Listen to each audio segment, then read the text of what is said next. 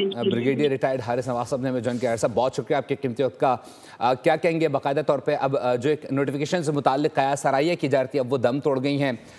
वज़ीर आज़म हाउस से समरी अरसाल कर दी गई है वान सदर। मज़ीद क्या कहेंगे और इस यकीन तौर पर तकरीर को कैसे देख रहे हैं आप?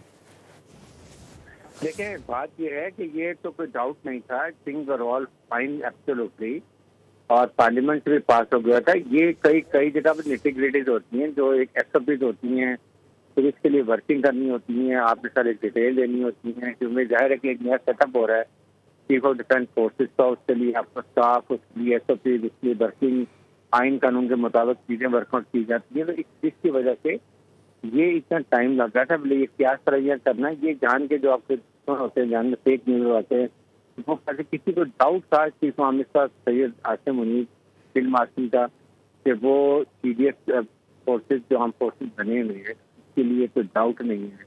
He is professional but he has done for the country and for the arm forces, nobody have done it. इसलिए इस बात में कहना और इस तरह जो हम खबरें उड़ा दे रहे हैं, ये बहुत अफसोस की बात है कि इन चीजों से अफवाह पैदा नहीं करना चाहिए। ये बहुत ही गलत बात होती है और हमारा दुश्मन, आपको पता है कि इंडिया, उसको तो ये कोई मौका चाहिए, लेकिन ये एक दिन की बात नहीं। आज आपने बात की और अगले दिन पार्लियामेंट से आपको ये नोटिफिकेशन हो जाए, ये तो वर्क इट आउट।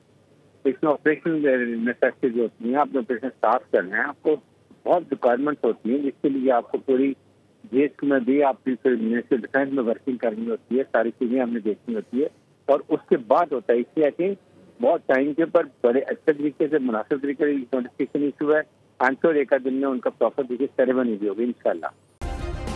सब्सक्राइब करें और बेल दबाएं ताकि कोई खबर रह न जाए।